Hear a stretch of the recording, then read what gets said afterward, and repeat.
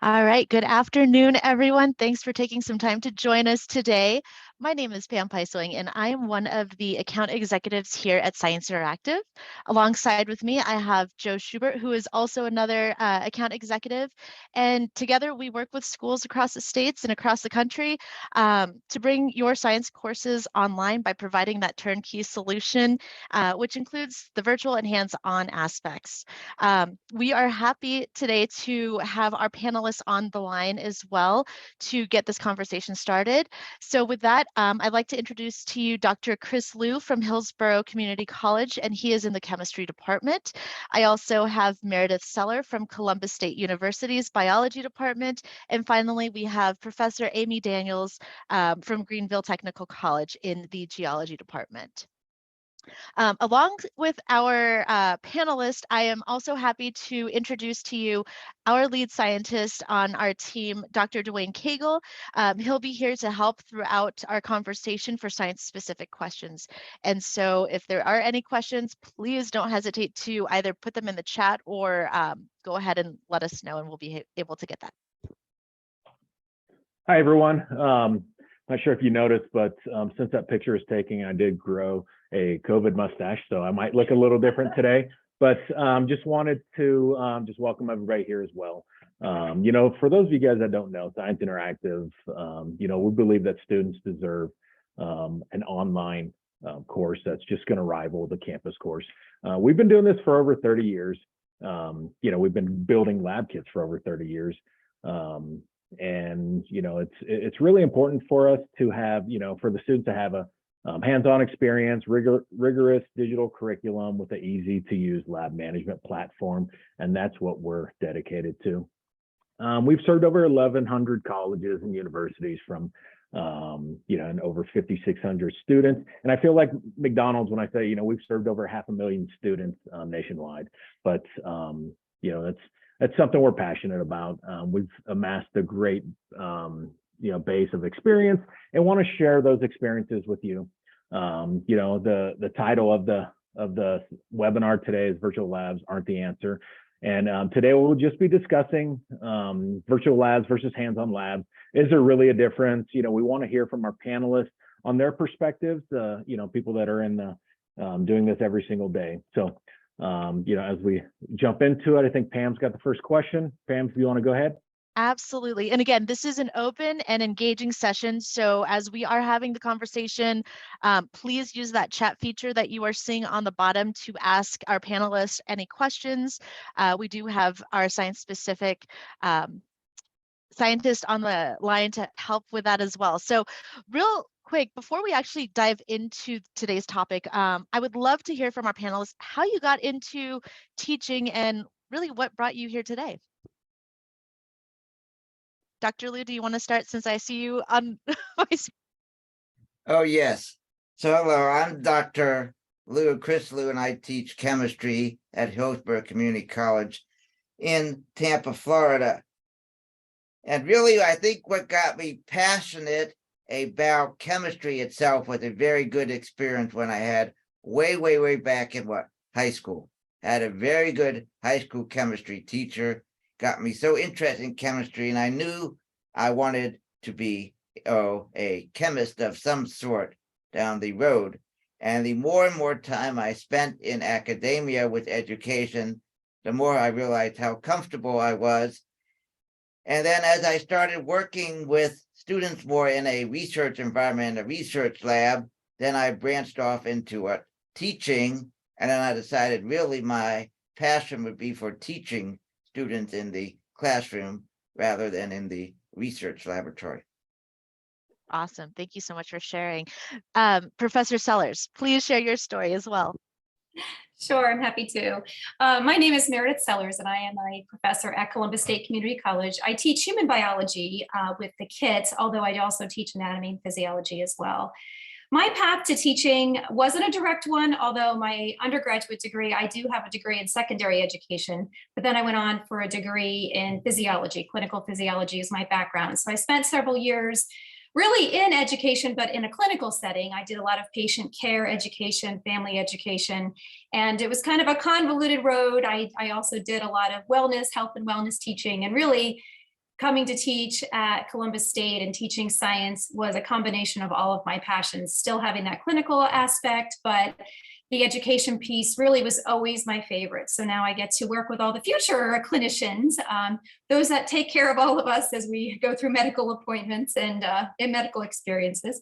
So I've also taught both traditional format, as many I'm sure of you have and most of us have, and I've been doing online teaching both in a web format, blended hybrid formats for about 15 years or so. So I'm excited to hear from everybody else, learn from everybody else, and share my experiences as well. Excellent. Thank you so much for sharing.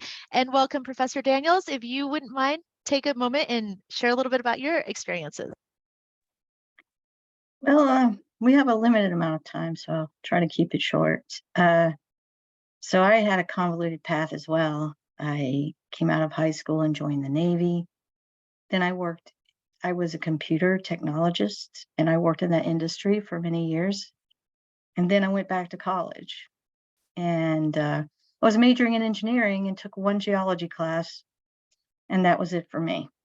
I just switched my major. Geology has always been fascinating to me, and so it fit me pretty well. I worked in industry for several years and then decided to come back into teaching because I really enjoyed that aspect. Whatever job I did, it always seemed like I was teaching somebody something, no matter what. So I've been at Greenville Tech now since 2007, and I really enjoy it. I developed the geology class online because I was an assistant dean at the time, and I was only allowed to teach one class. And they wanted me to teach it online because I had to be in my office a lot for different reasons. So we didn't have a geology course at the college, Greenville Technical College. So I just put it in the curriculum and developed it and started teaching it. So I really enjoy it, and I enjoy using the online lab platform quite a bit. Excellent. Thank you so much for sharing that with us. Cool. And that actually kind of gets into our next question, really. I mean, you answered the next one that we have, but we can kind of go there anyway. So how did each of you start teaching the online courses? Did you start with an online lecture, lab course online? Like, how did that start? Meredith, if you want to go ahead and start, because I feel like Professor Daniels, that you answered that one as well.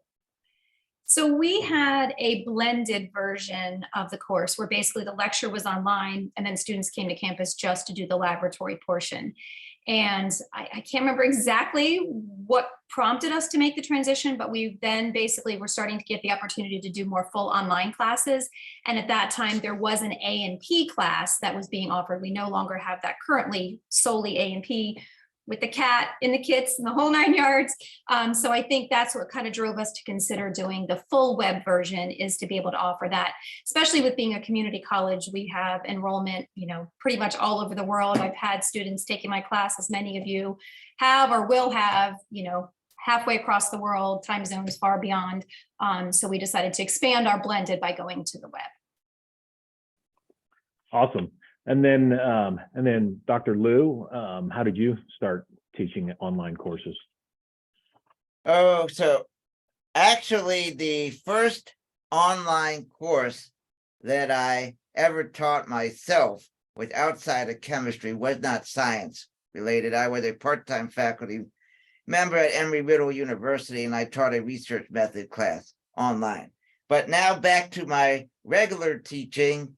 Yes, I would concur with Meredith that we had the situation where students took the lecture course online and then they had to come to campus for the labs, and that sort of limits the number of students who we can actually serve, because everybody who is taking that online lecture, if the lab is a co-requisite, has to live within driving distance to the campus.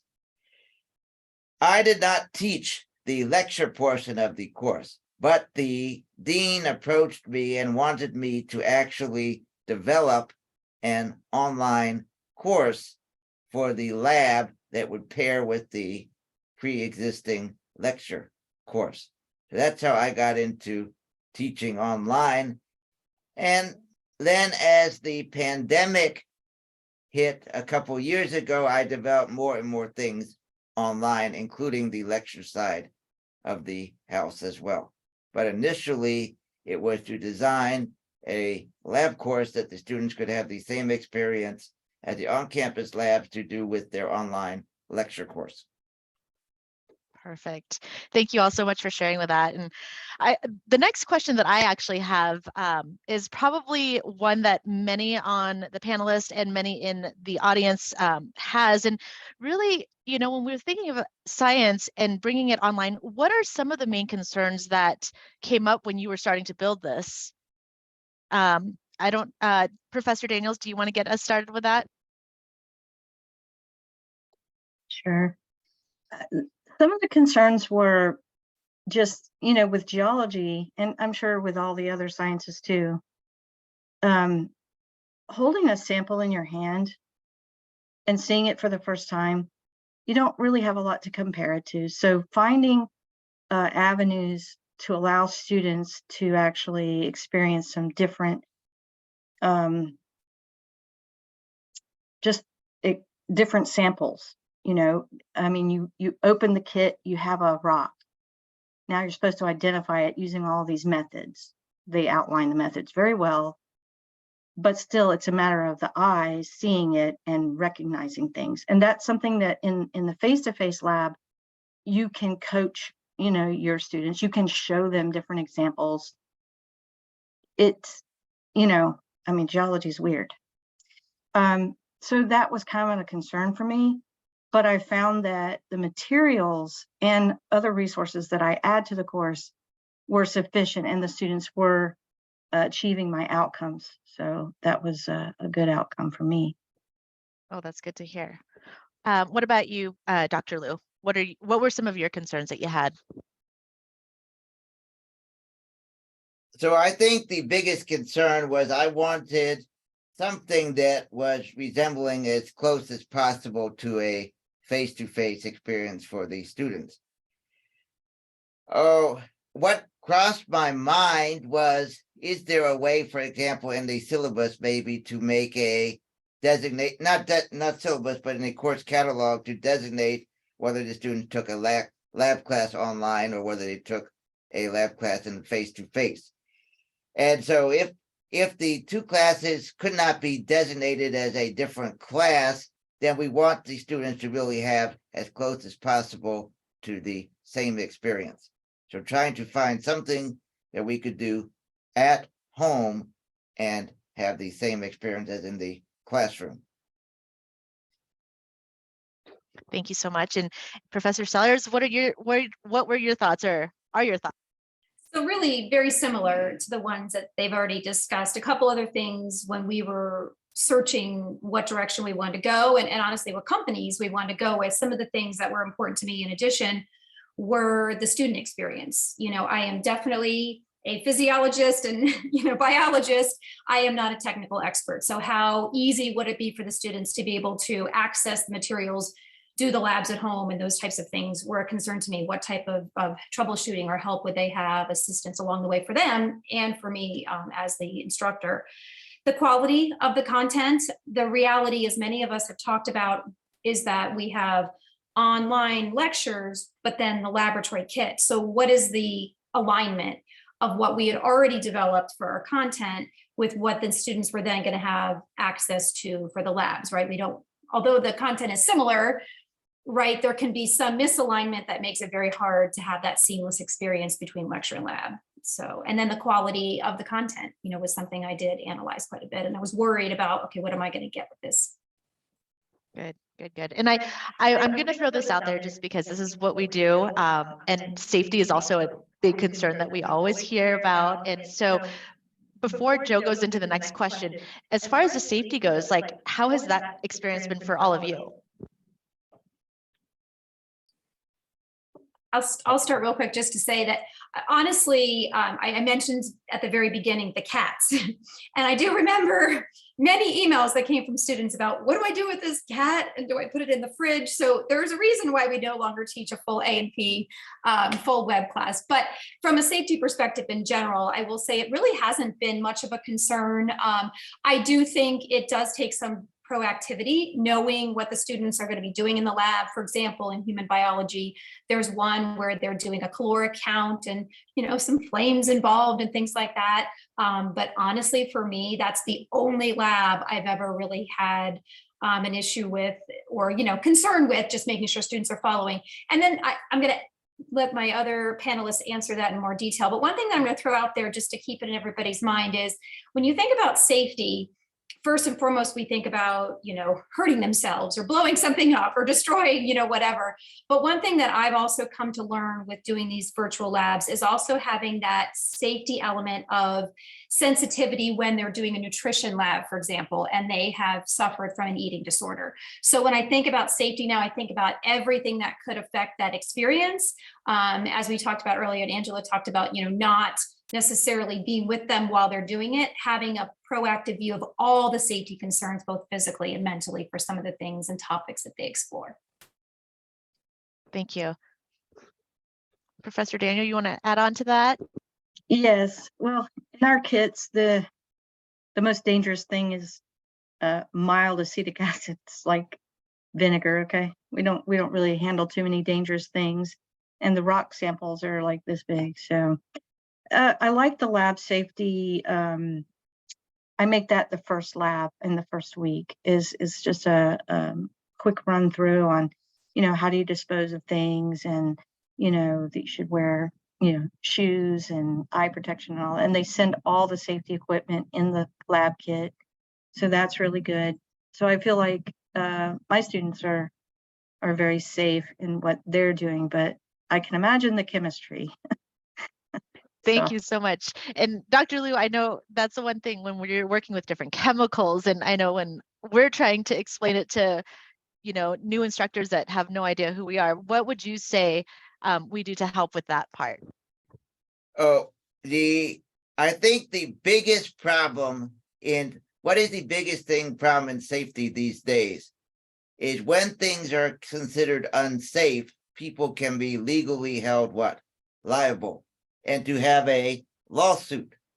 So if, for example, I were to tell students to go to, let's say, Ace Hardware and buy these supplies to do an experiment at home, then I might assume some risk in telling the student to do something that could be very risky.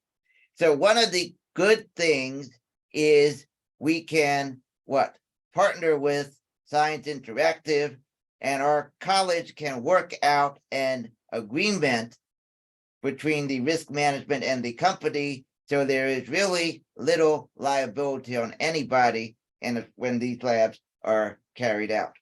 The other thing I might want to add, the chemicals for a chemistry lab come in very small quantities. So for example, there is something like lead nitrate. So there is more lead in a car battery or some battery you may have at home than in the chemicals in the kits. So there is not, yes, the chemicals are dangerous. We do not want to consume them, but everything is put together in a way that really gives students the experience without the hazardous risk of working with huge quantities of chemicals. Awesome. And again, if anyone in the audience has any questions or wants to throw out some questions out there, please throw them into the chat box. And staying along those lines, you know, about the concerns, maybe even safety, were there any concerns from any other, you know, people at your school or your institution regarding and bringing an online course, especially when it comes to physical experiments or wet labs? Was there, you know, did you guys get any pushback or anything from any admins or anything like that? Go ahead, Dr. or Meredith, go ahead. I think you It kind of pairs with what you're asking and maybe something else as well. The only big concern that I personally kind of had to overcome was from the state. So as we were applying for the web version of our human biology course, they wanted to know from a safety perspective and from a student experience perspective, what we could provide those students while they were working through the labs. So I did have to jump, I will be honest, through several hoops and several renditions of going back and forth in terms of how we would make ourselves accessible, how Science Interactive, or whatever resources were available to the students. That was one thing that I did have to answer a lot of questions about, was what if they do have a question about that chemical or about this experiment, how do they reach you, or how does that get resolved? Right. Okay. We can go to Dr. Liu. Do you want to go ahead and jump in there? Oh, yeah. So I'd never experienced really any pushback from using laboratory kits for at-home labs. The pushback I sort of received was, oh, if some labs are not practical to have online, can we require the student to have a face-to-face lab versus, let's say, a simulation-based lab? And so the pushback I received was that we really need to offer almost every course, even some of those that are not as practical for online labs, in an online modality, especially because there are many instructors that are not as competent as teaching online, and we need something.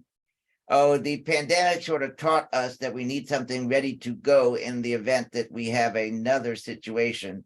Hopefully we don't. And I don't think we will. The Spanish flu was about over 100 years ago. So this only had maybe once in 100 years, so probably not in my lifetime. But anyway, that's still a concern for people. For sure, for sure. And Professor Daniels, if you wanted to go ahead and add to that. No, I never got any sort of feedback about, or concerns from my administration. Could be that I was on the curriculum committee already and that I developed the curriculum. And the state already had in the catalog for our all of our technical colleges, they had the course description in there. Just nobody was teaching it. As a matter of fact, one of our sister colleges, Aiken Technical College, lost their geology instructor, and I was the only other one in the state doing it online. So now I teach at both colleges. But yeah, I demoed it for the curriculum committee. They all just thought it was amazing and never had a problem. And I feel like everyone has, thank you again for that. I feel like everyone has touched a little bit on this. And we know that there's a ton of different options out there, whether you're looking at virtual or hands-on. What I would like to understand and learn, or what were some of the factors that were important for you in deciding whether you wanted some virtual, some physical materials, and creating a hybrid kit? How did that come about? Dr. Liu, do you want to get us started on that conversation? I know we've talked a little bit about this, but I'd like to hear a little bit more on if you have virtual. So I guess one thing is for a permanent online lab that we're going to offer. I guess there's two kinds of online labs. There is one that is a permanent course offering that we're planning to offer indefinitely into the future. And then there were those online labs that were temporarily put online due to the pandemic. So for the permanent online labs, I wanted something that was low risk to the college, to the students, and could simulate, not a simulation, but sort of mimic what the students got into a face-to-face scenario. For the temporary labs, I was willing to go the route of a simulation only because I knew they were temporary. And the amount of work and things to get a hands-on experience for something that would only last temporary at the college, I don't think was worth the investment. Thank you for that. And Professor Sellers, anything else you'd like to add to that? Yeah, just to reiterate, there were a lot of differences between the temporary versus the permanent one. So to kind of stick with the theme of selection for the permanent one thing that hasn't come up a lot, but was a big concern for me, was the customization. I'm teaching a human biology class, which in reality is similar at a lot of institutions, but it's a lot of anatomy, a lot of physiology, a lot of general biology, ecology, environmental science. So wanting it to align from a curriculum perspective with our traditional and our blended version, one thing that was a big concern for me was, how can I customize a kit? How can I make it be what I needed it to be to match most effectively? Awesome, thank you. And what about you, Professor Daniels? I will say the same thing as Meredith. That was the one thing, was course alignment. That, that was a particular driver for me. And when I first started looking around, I'll be honest, I went with a company called Coast Learning Labs for the first couple of semesters. Their online platform just wasn't stable. Their sample kits were great. I finally just had to make the switch because the students weren't getting the material they needed, and they didn't have the modules that lined up with my, I had to kind of massage it a little bit and actually do some things in Blackboard on my own to make labs for each unit that I covered. So when hands-on labs, okay, so like I've been with the company since it was hands-on labs, eScience. Okay, so we, when I first started looking at their curriculum, I saw that there was more, that I didn't have to make up anything, in Blackboard that, would be kind of a little bit cheesy, like here's a YouTube video kind of thing. So I liked that. And I loved the way that the materials really did demonstrate all the concepts I needed. So that was kind of, one of the big drivers for me. Awesome, thank you so much. Now we do have a couple questions that are in the chat box, so thank you so much. Real quick, I just want to give a shout out to Dr. Dwayne and the science team, because we're the only company that has a science team to back all of you up with your science specific courses. So what I wanted to do is talk about one of the questions that came through about transferability of online versus hybrid. Can you all at least share your experiences about that? And then I'm going to actually have Dr. Dwayne jump in and talk about how we help on that side of it as well. Professor Meredith? Yeah, I can jump in real quick. I have only taught in the state of Ohio, so I can only speak to the requirements for the ODHE.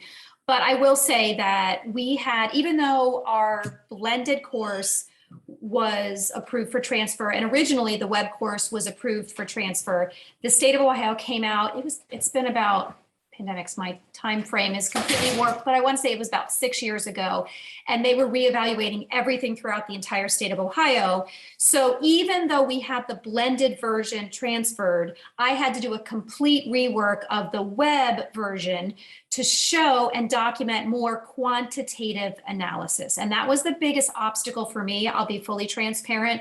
I will say that, my reps from working with Hands-On Lab and eScience were wonderful in helping me, but I went through, it was a labor of love, and it took about 4 renditions because, again, anatomy, physiology, not a lot of quantitative opportunities there, physiology more than anatomy, but that was a big obstacle for me to jump through. But it was just digging in, looking at different labs. That's where that customization came in, and trying to make it meet what the state needed, but also meet my curriculum requirements and content as well. So it wasn't easy, but we did it.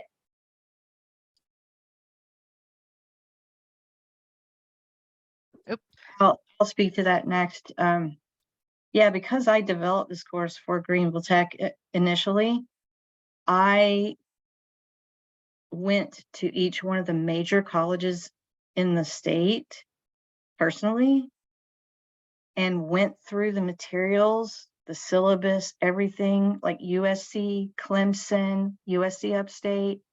I just went to their teachers who taught geology and said, this is what we're doing. This is how we're doing it. I really had to do the legwork. Our college is a part of a regional, it's an organization where our articulations are set up between certain colleges. And so once I had established the articulation with USC, USC Upstate, and Clemson, the smaller colleges came on when they saw that it was transferable to those schools. And there's something called SC Track that we have where you put all your stuff in there and then all the colleges can see it. So that's pretty much how I accomplished that. Thank you for sharing. And Dr. Liu, how about you? So the class that I originally made an online laboratory for was for an introductory chemistry class. So at our college, we have this introductory chemistry class that is better to help students better succeed or succeed better in general chemistry. So there was really not too much of a big deal when I had to transfer the hybrid where students came from face-to-face for lab to where they're actually doing lab online. Why? Because that class is really not a usable credit class. It's just a sort of a prerequisite class to make sure that students are going to be successful when they actually start their chemistry curriculum. Let's say they didn't have a good background in high school, so on and so forth. Perfect. Thank you so much for sharing that. And I'm going to actually have Dr. D, and thank you for all of the feedback and experiences in all the different states. We absolutely understand. And again, Joe and I have our own states that we focus on and we work with our team.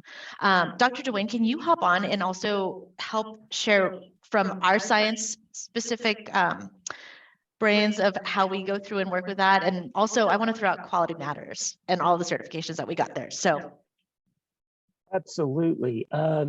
Well, as everyone in attendance today knows, unfortunately, at the college level, there is no nationwide articulation transfer agreement out there.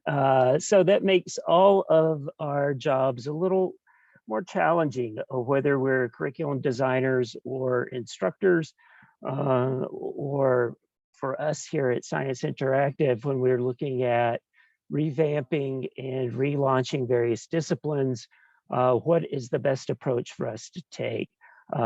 Primarily what we want to focus on and have in the past number of years is, first, is there some type of governing board at the discipline level? So for example, American Chemical Society, American Microbiological Society, bodies such as that. Unfortunately, those do not exist for every discipline, but where they do, we want to make sure on our end that we conform to any guidelines that they have published for a particular discipline, as far as what students at the collegiate level are expected to achieve, in a first or second year course, and how they are to go about achieving those standards. Second of all, we want to make sure if we can identify gaps in our curricular library in a given discipline. And the best way we can do that is to survey how that particular discipline is taught at various institutions across the country, because we know there are regional differences. For example, West Coast schools, from the most basic level, tend to be on a quarterly system, whereas the rest of the country in general tends to be on a semester system. And that really impacts not only how they teach subject matter, but also some individual courses that may get offered on the West Coast versus the rest of the country. So what can we do as a science solution provider to make sure we accommodate the needs of clients throughout? So that's our approach as far as how we design our curriculum, as far as what type of topics and subject matter that we support in a given discipline. And then certainly from a certification standpoint, Pam brought up Quality Matters, but anytime we can identify various levels of certification out there through entities, we want to make sure we submit our curriculum and physical materials if needed to those various boards to make sure we are aligned properly with the current standards for today. You know, ironically, and as most people know, if we were talking about you know, high school level courses, there are numerous standards out there that we could achieve and attain and advertise, but once we get to the collegiate level, it's a little more of an open playbook, so to speak. So, but thank you, Pam, for the question. And if Awesome. anything needs some clarification, please let me know. It's kind of a broad topic, I fear. So. Thank Thank you. you. And Thank you, real Dr. quick, I'm Dwayne. so sorry. Professor William, what state do you live in? If you can put that in the chat, we're going to get in touch with you here after this webinar, if that's okay. Yep, and we do appreciate you offering some of those observations and stuff. But I just wanted to jump in. It looks like, I think we had, we answer both those questions in the chat. Nick, also thank you so much for adding that about California. We appreciate that information regarding the transferability as well. Jumping into the next question, just wanted to ask, and I guess we can start with Dr. Daniels. What was your experience with moving to virtual labs? Can you describe how it compared to the hands-on experience your students previously received? We kind of touched into some, you know, some parts of this as we have gone along, but if you wanted to get into maybe a little more granular detail about that, that'd be great. Well, kind of strange the way I went about it. My students actually experienced the online course first, since I developed it while I was doing a different job. And then when I stepped down from that position and I transferred over to Arts and Sciences division in the college, I started offering it face-to-face. And it had not been offered face-to-face before. And what I ended up doing is using the same kit in my face-to-face courses that I use online, because they'll have the same experience as the online students. And I'd already developed the entire course around it. So I just had them bring the kits to class. And the only big difference then was I was there, you know, to walk through some of the more difficult aspects of the lab with them. So instead of having to communicate between, you know, messaging or emails, I was right there. And I think, you know, that does work out being, you know, at least in that when they're looking at the lab, they're trying to understand things, and you're right there to say, oh, no, that's not it. You have to look at this way. That's just a better experience than the completely asynchronous one. But yeah, it's a little bit different for me. Yeah, and it's funny that that you brought up that, because you know, we've experienced with certain schools, you know, they don't have a lab you know, on campus, or you know, the satellite campus that they're at, you know, it just doesn't work for that. So we've experienced that with other schools as well. Thank you so much. Dr. Liu, if you wanted to go ahead and jump in there, what was your experience with moving to virtual labs? Can you just describe how it's compared to the hands-on experience your students previously had? Oh, yeah. So I think that when you're moving on to labs with the kit, I'm finding that students are sort of having the same types of experience. When I go to grade some of the lessons online, the experimental sections, I notice some types of mistakes, but I also notice that they're actually doing things the same way they would be doing things if they were into the face-to-face laboratory situation. If you're talking about, if you're trying to compare a little bit about virtual labs and the simulation, yes.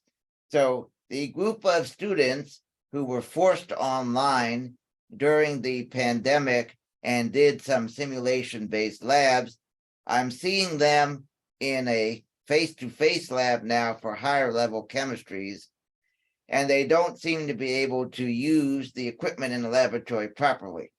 And so there's a huge learning curve when a student takes a completely virtual lab class and then tries to actually go in and handle equipment in a physical laboratory. It doesn't work that well.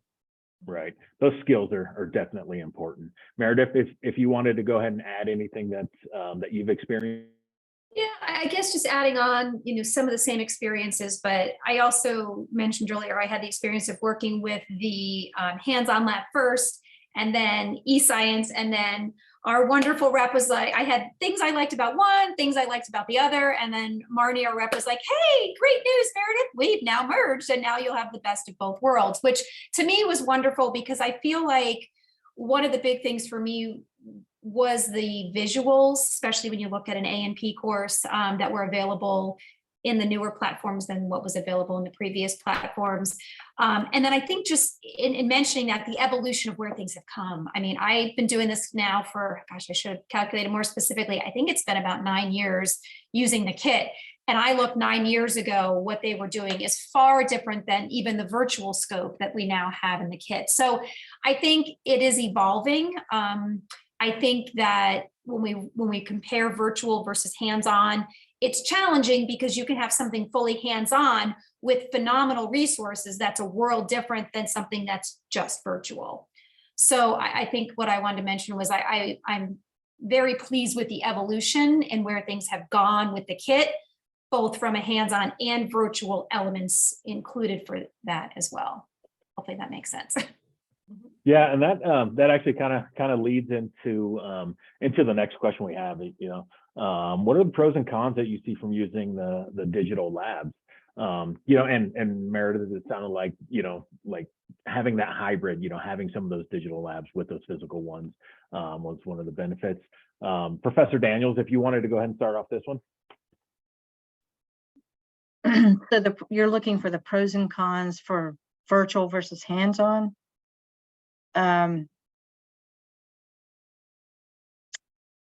The pros for the way that we do it now in eScience, Science Interactive, is that a student, I mean, everything they need is in this kit. They can do it in their kitchen, their dining room, whatever. That's what they do. When they come to the classroom, I think the benefit is really more so the environment where they have other students sitting there. They can sometimes partner up on a lab. We have more wet resources, sinks and so forth. So they don't have to worry about, am I dirtying up my dishes, or, they're logistical things that are better in a face-to-face environment. But I think that the access to the online resources and those, all the videos, everything that they have packaged together is a rich experience that they don't even really get in the face-to-face. And I think that's why I continue to use the kits, because they come with that wonderful platform, and it allows the students to go in there on their own time and spend as much time as they need with those resources, as opposed to, okay, now we have this amount of time, and if you don't get it by the time you leave lab, I guess you just have to email me, or come see me in my office hours. But yeah, and we found, with our experience working with instructors, is that certain students learn certain ways. There's different, there's always differences in there. And Dr. Liu, if you wanted to go ahead and add anything to that, the pros and cons from using the digital labs.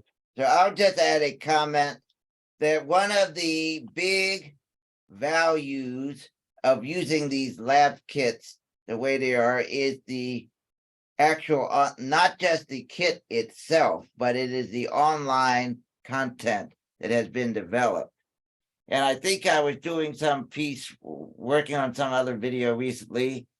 And so the thing that came to my mind, I can bring this up maybe a little bit, was, when you learn about online learning strategies and learning techniques, there's that Bloom's taxonomy.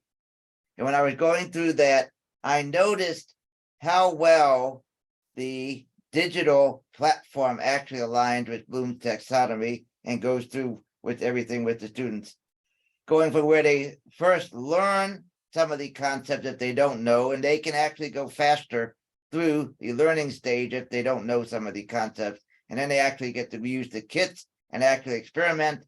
And then at the end, I can sort of test them and see exactly what they got out of doing the experiment. So the digital part that goes along with the lab kits is very important, and actually makes this much better than other solutions. Thank you so much for that, Dr. Liu. Meredith, did you have anything to add before we jump to the next question? No, I think we've covered that. There are a couple of things I'll mention, but in future questions. Okay, sure. And then next we have a couple minutes left, so let's. When did you guys decide to move back to hands-on lab options for your course? You know, I think coming out of the pandemic and stuff, when did you guys decide to go back? Meredith, if you want to start with that one. Yeah, I mean, basically for us, I had stopped using the kit during the pandemic simply for the reality that all students were now being virtual, and I didn't feel it was fair just for students in the web course to have to purchase the kit. So once the state of Ohio took away that exception that we had for virtual labs was when we did choose to return back to the web, to the kit for the web. How about you, Professor Daniels? Haven't made any changes. So I started with the kit. We're still using the kit, still use it in a face-to-face class. Yeah. It works, and we're going to continue to. Awesome. We're happy to hear that. And then Dr. Lou. Yes, so we had a unique experience. So it was a little bit hectic during the pandemic. But for example, the classes that had used the laboratory kits before the pandemic started, then all of the sections we had for about a year or two that were completely online, we incorporated the kit into those classes as well. So we actually had more classes using the kits during the pandemic. And then there were some other classes that never had a lab kit that were what we call traditional face-to-face labs. Those were temporarily online, and they are now back as a completely face-to-face lab still. But we tried to take the courses we had using a kit, and we incorporated that kit into the other sections as well that were temporarily forced to be online. After when was it, spring of 2020? Because spring of 2020, we moved online in the middle. So after that, moving forward. Right. Thank you, Dr. Lou. And you know, now that we're getting close to the end, I've got the last question that I have. Just, you know, ending on a big picture question. Where do you see the future of laboratory education going? How do online labs play into that? Whoever wants to kick off, Dr. Lou, let's go ahead and start with you. Okay, something very interesting. So my college has always been saying, look, here's the enrollment before the pandemic started. Here's the enrollment after the pandemic. Our goal at the college is to try to return things to how they were before the pandemic. But I had a colleague tell me about a week ago that education has forever changed since we've experienced this pandemic. So the students are not the same students. People are going to college for different reasons, so on and so forth. So we cannot really compare what post-pandemic and pre-pandemic, if that were to be some sort of benchmark. We have to realize that education has evolved and ever evolving, and we have to what? Design classes that are going to meet the needs of the students we have. So when I was in school, there was no online really classes at all. And now, based on the needs of students, we have all of these online classes, and they are continuing to grow. Right. Meredith, do you have anything to add to that as well? Absolutely. And I think just giving you similar to what Dr. Lou said, comparison, pre-pandemic, we were offering one section, sometimes two. We have 3 full web science. I have human biology, we have a gen bio, and then we have environmental science. Since I would say starting in spring, we are now offering 4 sections of all 3 of those classes, and they were all completely full.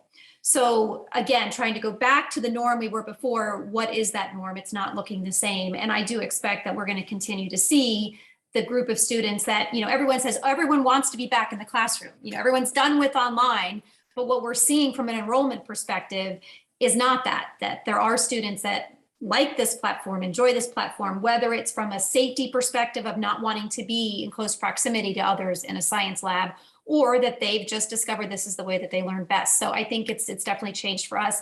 And one thing I'm going to throw in there to answer that question to add is I'm also seeing this as an opportunity for what we call our College Credit Plus program in the state of Ohio, our, secondary, post-secondary, the words are not coming to me today, where students in high school can take the college classes. So as Dr. Daniels mentioned, I'm seeing a large amount of students, about a quarter of my enrollment are students at the high school level that are taking these as the College Credit Plus student. They're doing them together. They do have to purchase their own kits, but they're doing them together and they're collaborating. And I'm seeing that as a trajectory that's going to change our course offerings from a web science class perspective in the future too. Wow, that's exciting. That's cool. And to finally, Professor Daniels, if you wanted to go ahead and just add to that with your, what you see kind of going on in the future for online labs. I have seen, even this fall, my face-to-face did not make, okay, I didn't get 12 students enrolled, but my online section was full. And the reason is, we are a 2-year technical college. Our student body, they work, they have kids, they have different life situations from some of the 4-year colleges. And so, we've always had a strong online program for that reason, because it matches up with people's schedules. But now I agree with you, Meredith. I think people are just saying, that worked really well for me. I can do my classwork when I feel like doing it, and I can get my education. I can still work. I can, do all these things. And so I don't see that shrinking. I see colleges offering more and more sections and courses online. And I think that the online labs are absolutely necessary, because even our Associate of Arts degree requires 1 4-credit lab science. So every one of our students has to have 1 4-credit lab science. Right. So. Awesome. Thank you so much. Pam, do you want to close her down? Yeah, I want to just take a moment to thank you, everyone on the panel and everyone who attended. This is a really important topic for us, and I know that we've had a lot of discussions on how to help you all bring science into your students' world and create a more engaging and inspiring way. And so I want to just take a moment from everyone here at Science Interactive. Thank you, Dr. Liu. Thank you, Dr. Daniels. Thank you, Professor Sellers, for joining us today. Thank you, Dr. D, for hopping on as well and sharing your insights on what's happening. Everyone has the opportunity to use virtual, hands-on, or a combination of both. And if it's something that we here at Science Interactive can help that, please don't hesitate to reach out to us. Anything else, Joe? And again, thank you all for your time. I know we've taken up a little bit more than we were supposed to. Yeah, no, that's all I have, Pam. That was great. We appreciate everybody's time today. You guys have a wonderful day. And yes, stay safe, stay healthy, sure. and thank you for what you do and promoting education, science education to our students. All right. Thank Goodbye, you all. everybody. Take care. Guys, bye. Thank Bye. you. Thank you. Bye.